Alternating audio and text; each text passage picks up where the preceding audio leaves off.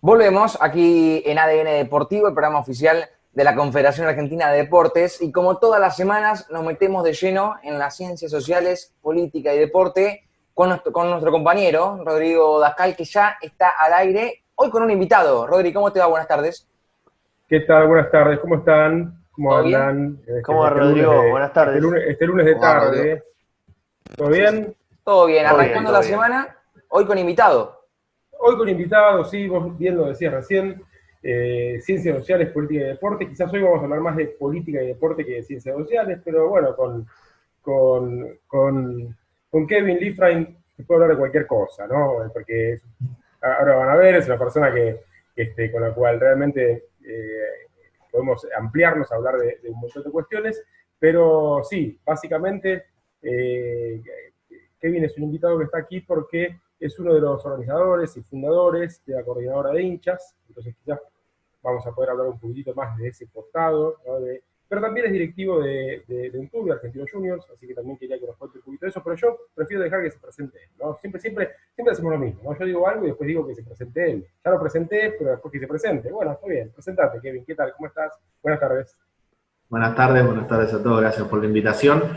Bueno, sí, no, muy bien presentado.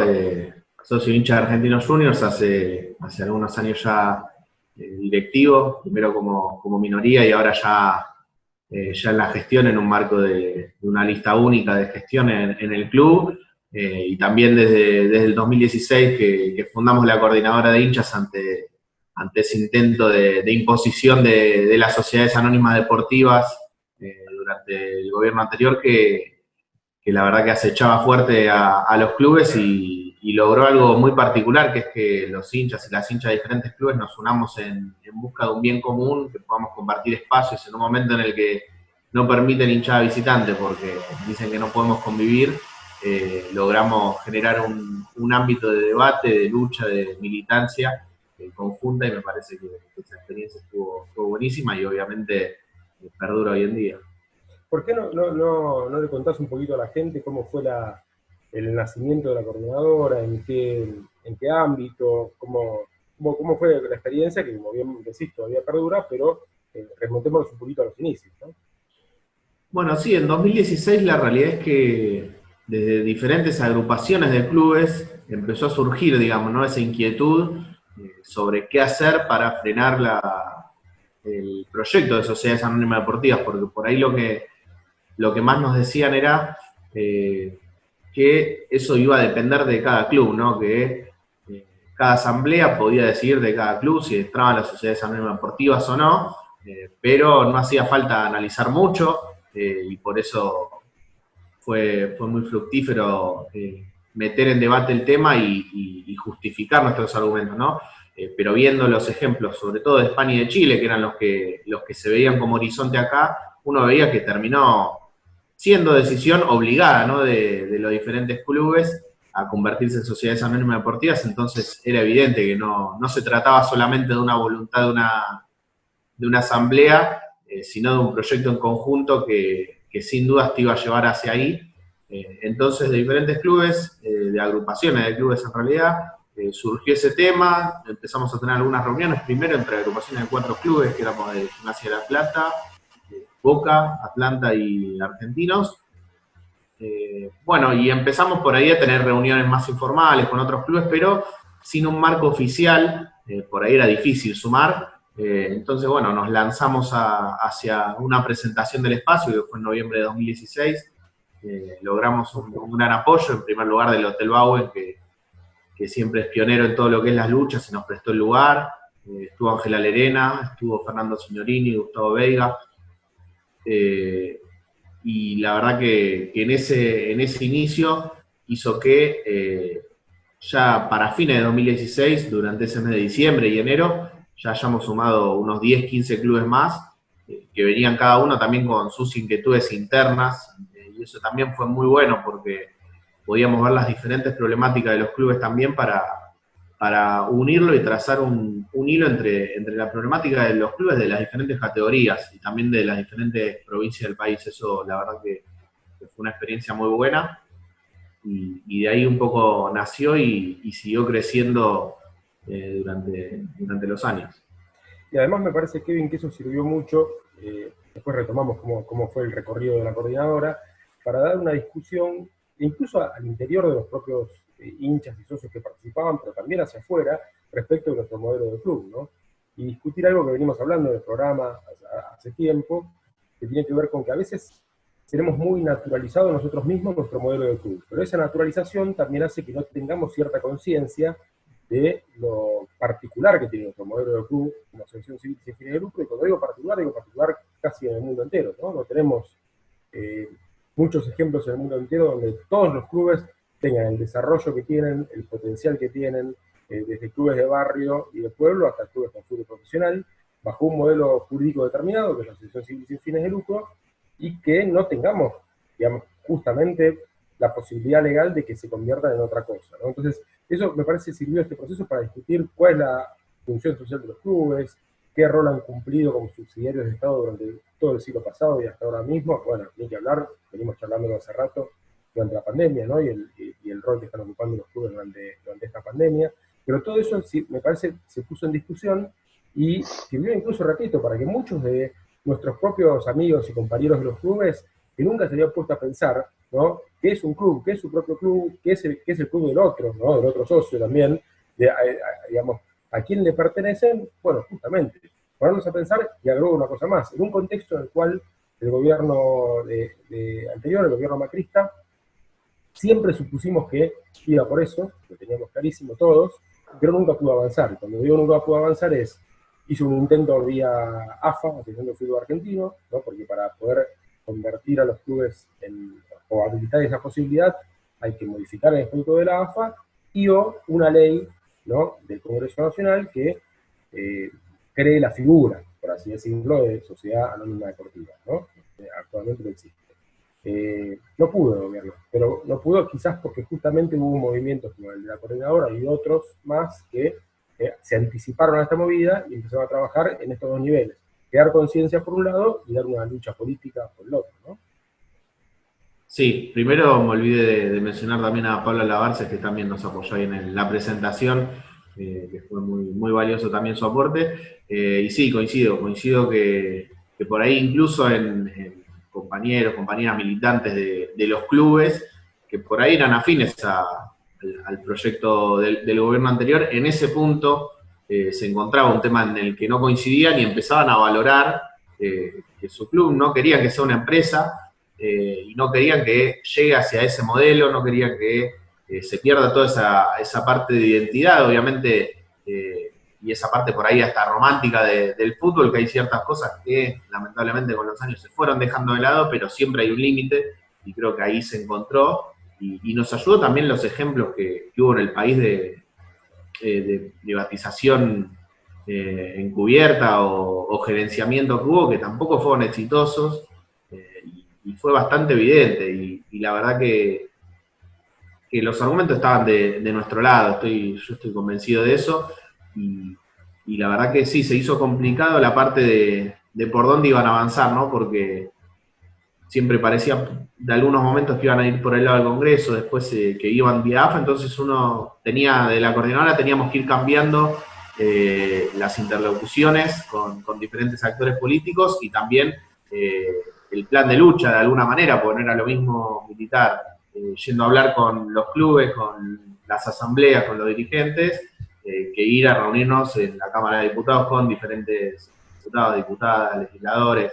La verdad que fue una muy rica experiencia, pero más allá de eso fue bastante difícil y coincido que el tema de exponer la situación hizo que no avancen, porque de alguna manera necesitaban un consenso básico de la sociedad para poder avanzar, que no lo lograron, y me parece que la lucha en el ámbito de los clubes fue fundamental para eso, y que la gente de los clubes, en su mayoría, aún por ahí, más allá de los partidismos que tengan, en esta cuestión sí se logró un consenso, y sí la gente entendió la importancia de sus clubes, la importancia de poder ir a votar una elección, la importancia de asociarse, y eso también es un diferencial de los clubes de Argentina para con el resto del mundo, que también en la pandemia se ve evidenciado, porque uno ve ahora que muchos clubes europeos tienen crisis tremendas, porque obviamente los abonos de las plateas por ahí no se pagan, y ese es el ingreso que dan los hinchas a los clubes, pero en los clubes de Argentina, si bien hay una merma, ¿no?, en la cantidad de ingresos por motivos lógicos de la pandemia, hay una gran parte de la masa societaria que sigue pagando por beneficios que el club da por ahí a futuro, pero como incentivo nada más, pero mucha gente sigue pagando porque lo considera hasta su obligación, por lo menos así yo lo siento en mi caso, de acompañar y de alguna manera ser parte, y creo que eso es para destacar y es un diferencial importantísimo de los Bueno, clubes de Argentina. una de las cosas que estás diciendo, Kevin, voy a volver a algo que soy medio reiterativo. Cuando damos clases y contamos sobre el modelo de club en la Argentina, una de las cosas que decimos es esta: la asociación voluntaria de nuestros socios a los clubes no es una asociación que está relacionada directamente a una contraprestación, como puede ser ir a un gimnasio o a una pileta, en el cual yo pago una cuota y recibo la posibilidad de hacer eso. ¿Ya? Es una contraprestación, entre comillas, que se motiva centralmente, ¿no? Donde también puedo ir al club y hacer uso del club, pero centralmente tiene que ver con las emociones y con lo que significa un club en diferentes niveles, ¿no? El fútbol, la sociabilidad, lo que yo haga con el club. Por lo tanto, es muy lógico que la gran mayoría de los socios de nuestros clubes hayan seguido pagando la cuota sin tener absolutamente nada que recibir, porque ya sea el que va a la cancha no puede ir a la cancha, el que va a la pileta no puede ir a la pileta, el que va a hacer un deporte federado no puede hacer ese deporte federado, y el que va a comer asado al club y solamente hacer eso tampoco puede ir a comer asado al club. Sin embargo, la mayoría de nuestros socios sigue pagando la cuota sabiendo que tiene un contrato afectivo, centralmente afectivo con el club, porque es dueño de ese club. Eso es lo que diría el ratón Ayala hace muchos años atrás, en Europa no se consigue, ¿no? De alguna manera. Así que bueno, ¿cómo siguió esta historia de la coordinadora y qué está pasando ahora? Porque los tiempos políticos cambiaron, eso lo sabemos todos, pero esta discusión es una discusión que se viene dando desde hace muchos años en Argentina, porque si nos retrocedemos a la década del 90 también había este debate en otras dimensiones. ¿Y qué hace la coordinadora en ese sentido? ¿O qué piensa hacer?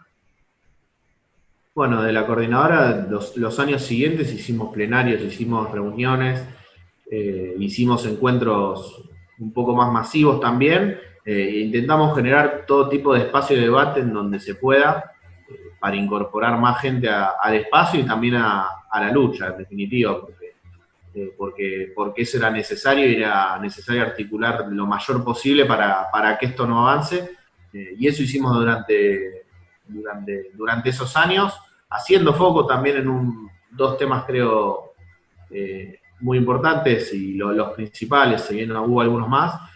Primero, en el tema de la seguridad, que sin dudas es una problemática que hoy en día sigue. Nos parece una locura el argumento de que no haya visitantes simplemente porque puede haber episodios de violencia.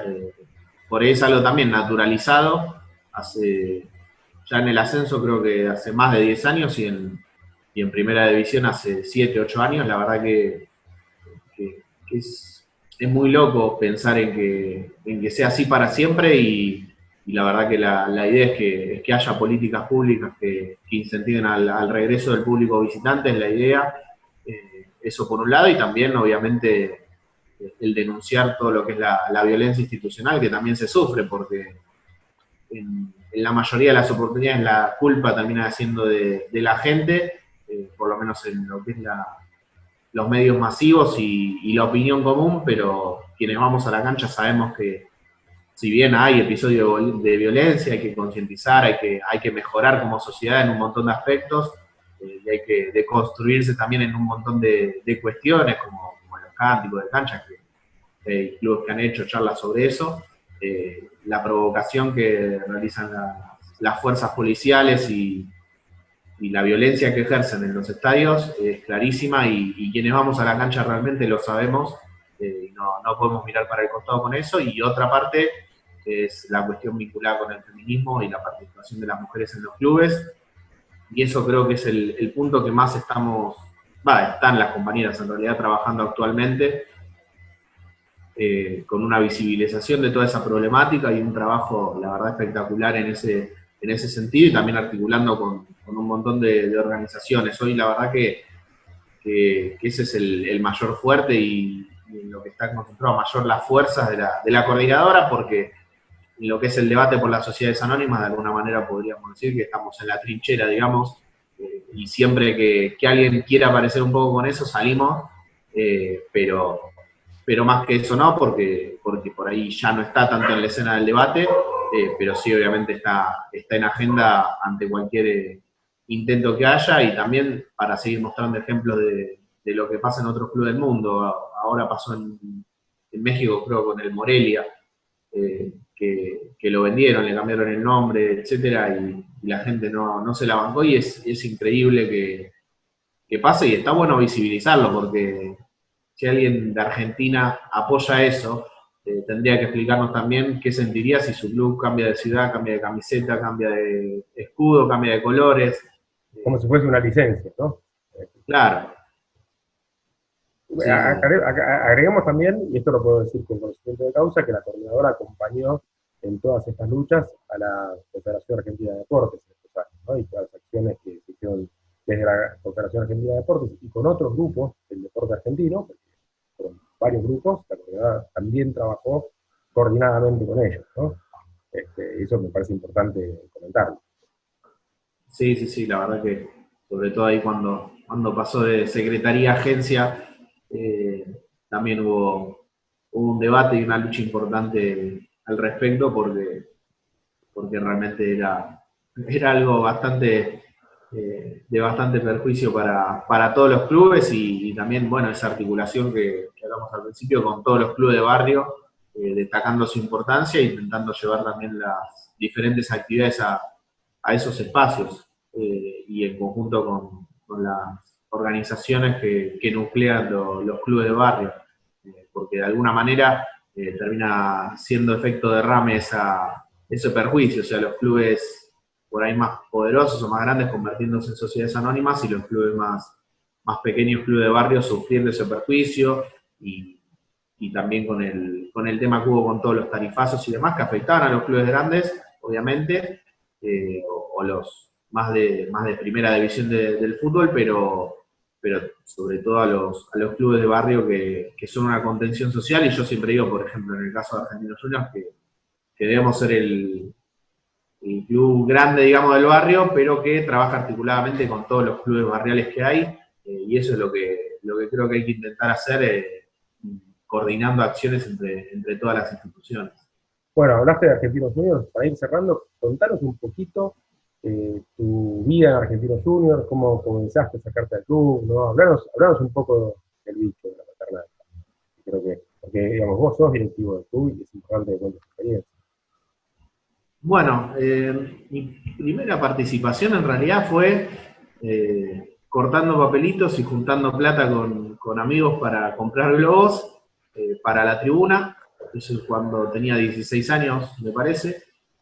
Y al par de años surgió un directivo, Darío Baccarini, que con el que comparto agrupación actualmente también, que quería hacer una campaña de socios. Argentinos había salido campeón y por ahí no tenía una masa societaria grande, y había algunos argumentos por eso, y nos acercamos varios socios y socias a ese proyecto, con objetivos claros, y elaboramos un proyecto en ese sentido, que fue aprobado por la comisión directiva, y durante esos años posteriores, como socio colaborador, digamos, participé de ese proyecto y también del departamento de marketing, y la verdad que fue una experiencia buenísima y tuvimos bastantes avances. Esa campaña llamada Soy hincha, soy socio, y la verdad que fue hecha 100% a pulmón, y la gente, yo creo que tomó bastante conciencia y logramos crecer bastante en la masa societaria, aún teniendo un mal momento deportivo. Que eso está bueno también destacarlo, porque a veces creo que fundamentalmente en otros países, si al equipo le va mal hay menos abonos, hay menos presencia en las canchas, pero en los clubes de Argentina se ve lo contrario. Cuando te va mal, por ahí se acerca más la fidelización, y momentos estructuralmente malos, ¿no? Digamos, no en partidos particulares, y me parece que eso es para destacar y también mostrar un diferencial. Y después, bueno, en 2015 participé en las elecciones con la agrupación la 15 de agosto. Bueno, salimos segundos y yo entré como vocal por la minoría. Bueno, y durante esos años construí, digamos, desde afuera y se mantuvo obviamente la agrupación. Y bueno, desde el 2019 que se hizo una lista de gestión única, estoy más vinculado con el área de socios, de los deportes, polideportivo, el área de cultura, más enfocado en la parte social, digamos, del club, es donde estoy actualmente gestionando. Obviamente con la pandemia se alteraron un poco los planes, pero nos fuimos amoldando y acomodando y la verdad que estoy contento particularmente por cómo estamos llevando la gestión actualmente y bueno, obviamente como todos encontramos las herramientas para poder avanzar en la medida de lo posible. Buenísimo. Muchachos, ¿quieren hablar con Kevin, preguntarle algo? Kevin, ¿cómo te va? Buenas tardes. Sabés que te escuchaba hablar y me acordaba de una nota que había leído el otro día del Valencia, que la hija de Peter Lim decía que lo maldecían a la familia y demás, pero bueno, ¿qué quieren que hagan si el club es nuestro? Decía, ¿viste? El club es nuestro y hacemos lo que queremos con el club. Es una locura pensarlo así, por lo menos acá en Argentina se me hace imposible pensarlo de esa manera y te escuchaba vos, bueno, la lucha que han tenido y han llevado adelante y la siguen llevando porque están en la trinchera, como decías. Y te quiero preguntar si en algún momento te has topado con algún compañero o compañera que estén a la par, digo, no dirigentes de alto rango, digo, hinchas, socios, que digan, yo las sociedades anónimas deportivas a mí no me interesa, si quieren meterse, que se metan, el club no me interesa, digo, ¿se han topado con esa gente o son todos fervientes luchadores que están en contra de las sociedades anónimas deportivas? Bueno, no, fervientes luchadores con todos los casos no. Obviamente hay gente que tiene dudas y tiene argumentos razonables para pensar en contra por ahí de cómo está funcionando actualmente el modelo. Porque es algo que también decíamos cuando fundamos la coordinadora hincha, decíamos, sí, actualmente el fútbol argentino tiene un montón de problemas, pero estamos seguros de que la solución no son las sociedades anónimas deportivas. Apuntamos por ahí en ese sentido. Y obviamente había que escuchar los argumentos en contra de cómo se está gestionando actualmente el fútbol argentino, que son todos válidos, pero la verdad que no encontré después que haya por lo menos compañeros que defiendan que el club pase a llamarse blanquiceleste o blanco y negro como se llama en Colo-Colo. Creo que ahí es donde se encuentra ya el límite de lo que refiere a eso, porque también incluso en épocas de dictadura los clubes seguían conservando su democracia, entonces era... yo siempre digo lo mismo, teníamos los argumentos de nuestro lado y estábamos convencidos 100% de que íbamos a poder convencer a la gente. Un comentario muy breve, Santi, mientras venía mi hija a hablarme, por eso le daba un poquito de bola a ella. No sé si vieron, en realidad se vio muy poco, pero descendió el Español en España, sí. ¿No? Y cuando descendió el Español, el dueño del Español, que es un empresario chino, mandó un mensaje desde China, un mensaje muy sentido, ¿no? Que no vamos a volver, bla, bla, bla, bla, que pusieron una banderita del Español atrás, ¿no? De la cámara, y mandó el mensaje, obviamente en chino, creo que, o en inglés, y eso fue todo lo que ocurrió, ¿no? Con el censo del Español. Un mensaje de su dueño chino desde China, mandado por Zoom, como estamos hablando nosotros, o por video. Digo, más sentido es que, en definitiva, lo que yo creo es que las sociedades anónimas están dirigidas por personas también, al igual que los clubes. Y esto no es que está manejado por robots que son infalibles, sino que los errores también los pueden cometer las personas manejando una sociedad anónima deportiva. La diferencia es que en la sociedad anónima deportiva te va mal económicamente o las personas que buscan hacer su negocio no lo logran hacer de una manera efectiva como ellos desean, cierran el proyecto y chau, se termina todo. Y queda lo que verdaderamente tenemos como asociaciones civiles.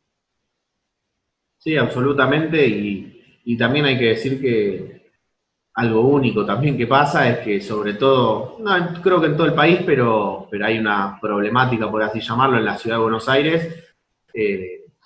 Hay un montón de clubes, todos tienen sus canchas, algunos por ahí no son propietarios de sus estadios, pero hay un valor social y afectivo que haría imposible hoy en día creo que los corran de ahí, y son valores inmobiliarios impresionantes.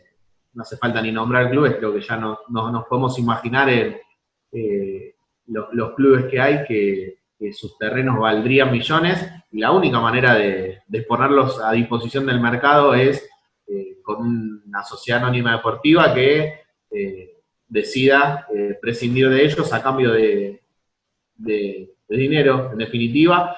Entonces creo que en ese aspecto también era importante cuidar por ese efecto colateral, por así llamarlo, pero que no tenía marcha atrás, que era poder perder todos esos espacios, porque los clubes les ha costado mucho llegar a conseguir un lugar, permanecer en el tiempo ahí, y eso también se veía amenazado, más allá por ahí de la situación económica, que podía ser muy difícil después de que se vayan, etcétera. Perder ya el terreno, un estadio y demás, sería la verdad que muy preocupante, y como decía, los argumentos estaban en que ha surgido la idea también de que, bueno, en La Plata se hizo que haya un estadio único para los dos clubes, y los dos clubes terminaron recuperándose y teniendo sus estadios propios, y en la ciudad de Buenos Aires estoy seguro que se hubiera buscado lo mismo, tener un estadio o algunos estadios que compartan entre los clubes,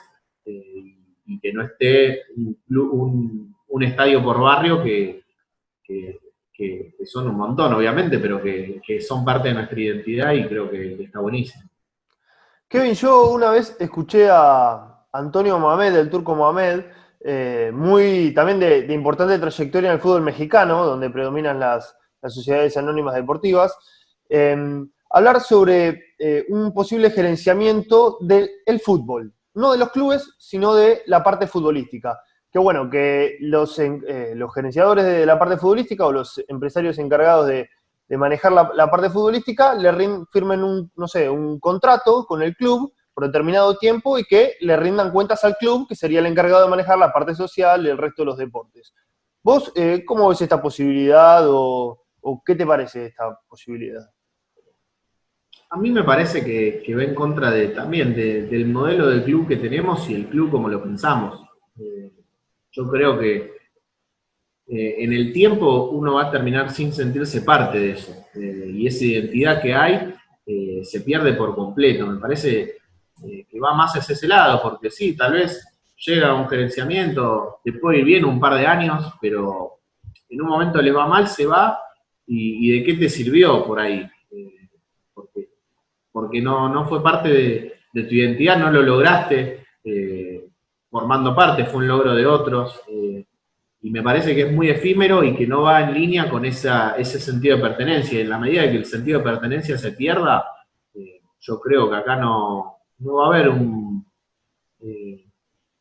fuerte apoyo o una fuerte pertenencia al logro que pueda haber. Eso por un lado, y por otro, la realidad es que campeón hay uno solo, y nadie te puede venir a prometer de todo, y siempre alguna vez te va a ir mal, eso no hay duda. ¿Y qué queda después? Creo que eso es lo que más hay que pensar, y también después una base por ahí romántica, que son las reglas del juego, digamos, a ver si vale todo. Que actualmente hay gerenciamientos encubiertos, más allá de por ahí destacar cómo juegan y demás, todos lo sabemos y todos por ahí los tenemos un poco al costado, y si decimos, che, qué bien que juegan, pero dicen, sí, bueno, pero traen la plata de acá, de allá. Yo creo que se le quita un poco el valor, porque no son las mismas reglas, en definitiva. Me gustaría aclarar, no aclarar, sino acotar algo más a lo que dice Kevin. Efectivamente, nuestro modelo de fútbol permite gerenciar el fútbol. Pues hemos tenido muchas experiencias, en general fallidas, no ha ido bien, desde el Excel Group en Quilmes hasta, bueno, Argentinos Juniors, TIC, Mendoza. Argentinos Juniors a jugar a Mendoza un año, y fue un fracaso absoluto, porque no resultó, ¿no? Mucho antes de que todo esto se desarrolle. Pero efectivamente hay gerenciamientos actualmente, digamos, reales, mostrados o no mostrados. Ahora, eso no significa que no se pueda desde la dirigencia de los clubes conducir el área de fútbol de manera profesional, con gente que sepa lo que hace, con una interacción entre directivos ocupando su rol y un área profesional encargada de eso, sin ningún inconveniente, sin necesidad de ningún tipo de financiamiento. Me parece que, digamos, que es una posibilidad que está habilitada y que existe, pero que también está habilitado, para así decirlo, la posibilidad de que con nuestro modelo de club se, entre comillas, maneje perfectamente el área de fútbol y de manera profesional y de manera honesta también. Kevin, ¿cómo te va? Achita Ludueña te saluda. ¿Crees que un poco en un momento tan complicado como es el del aislamiento, el de la pandemia, lo bueno de lo malo fue reafirmar la importancia de los clubes de barrio justamente en lo que es la contribución a la comunidad, lo que hubiera sido muy difícil de poder hacer con sociedades anónimas deportivas a cargo de esos mismos clubes? Sí, sin dudas, sin dudas. Y también hay que decir que incluso el Estado buscaba el acompañamiento de los clubes, los espacios de los clubes como lugares de contención, y eso creo que también es algo único en el mundo, que no solo las acciones que los clubes han hecho y las agrupaciones, hinchas, demás, que fueron un montón y que se siguen dando, sino que el Estado mismo le pidió ayuda a los clubes, le pidió los espacios a los clubes y buscó trabajar en conjunto con los clubes en este momento. Y la verdad que eso es espectacular y obviamente sí, coincido que lo realza todavía más. Es una articulación más, o sea, es el que nuclea a cada una de las pequeñas partes de la comunidad como para organizarse, como para contener, para brindar alimentos, tener un lugar, hacer hospitales de campaña, diferentes cuestiones que en otro momento, con otro color político inclusive, y con otra idea, sería imposible de pensar hoy. No, ni hablar, ni hablar, ni hablar, coincido en ese aspecto y me parece que forma parte y se alinea, digamos, con ese sentido común de la importancia de los clubes y el por qué no pudieron avanzar con este proyecto, porque sin duda la gente valora eso y entiende esa importancia y que los clubes son más que, si bien lo más importante termina siendo, obviamente, si entra la pelota o no, porque no genera las mayores alegrías o tristezas, se ve ese trabajo fuera de esos 90 minutos y la importancia que eso conlleva. Y también pasó el año pasado en el invierno, que fue crudísimo, que diferentes clubes prestaron sus espacios, y lo bueno, y me parece que también, si bien estamos en una pandemia y demás, cuando el año pasado los clubes hacían eso, los acusaban de hacer campaña política, de hacer una pantalla y demás, y hoy a nadie del gobierno se le ocurría decir que un club hace eso para visibilizar tal o cual cosa, lo hace porque es una necesidad y está bien hacerlo si la necesidad está. Muy Genial, bien. buenísimo. Bueno, creo que estamos ya con el tiempo cumplido, como se dice también en el boxeo. Así que, nada, me parece una hermosa charla, Kevin. Muchísimas gracias. Y bueno, seguiremos en contacto para todo lo que sigue, ¿sí? Perfecto, no, muchas gracias a ustedes por la invitación. Chao, Kevin, un abrazo. Un abrazo. Estamos viendo. Chao, Rodri. Hasta la Chao, semana que viene. Muchachos. Nos vemos la semana que viene. Un abrazo. Chao, chao. Buen lunes. Adiós. Bien, ha pasado aquí en ADN Deportivo, como todas las semanas, la columna de nuestro compañero Rodrigo Dascal, hoy hablando de las sociedades anónimas deportivas, tema interesantísimo que está en agenda todavía, pero estos últimos años ha estado en debate, en discusión, y bueno, lo hemos charlado aquí, me parece que es súper interesante traer estos temas para seguir debatiendo, ¿no? A mí Sí, me tocó en estar esto- presente el día que se presentó esto en el Bauen, había sido invitado por, si mal no recuerdo, fue Leandro Rodríguez Evia, que había sido parte de el movimiento de hinchas que puso en pie el predio Tito Matiusi, que es un caso, si querés, testigo de esto, un predio de un club hecho por hinchas y luego usufructuado por el club, es decir, más activismo de hinchas que ese no creo que haya como ejemplo, y todo esto que Kevin refrescaba durante la charla se vio desde aquel momento porque se veía en aquel momento, en aquel 2016, que venían contra los clubes y bueno, los hinchas han hecho su parte en su momento. Perdón, Sandy. No, lo que quería decir es algo que vos también mencionabas, Chita, que este contexto, ¿no? de pandemia, aislamiento, crisis económica, fue un motivo de sacar pecho para los clubes, justamente en esta cuestión de organizar ollas populares, de contribuir a la sociedad desde justamente el lado social, que Lo es decimos lo muchas, que las sociedades anónimas no incluyen en sus proyectos. lo decimos muchas veces, es la diferencia entre gasto e inversión. Tal cual, tal cual. En muchos momentos se trató de vender que los clubes eran un gasto.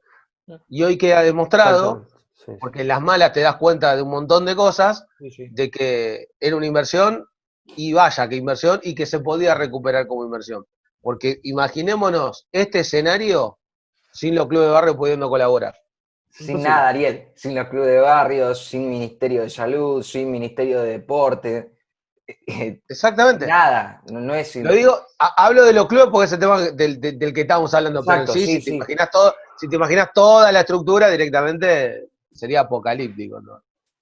Bueno, No, preguntá cómo está la cosa en Brasil. sí, sí, sí. Me río porque me gustó el término, ¿no? Apocalíptico. Fue innovador, Achita. Bueno, gracias. Vamos a ir a una pausa cortita y seguimos aquí en ADN Deportivo porque, como les digo siempre, porque hay más.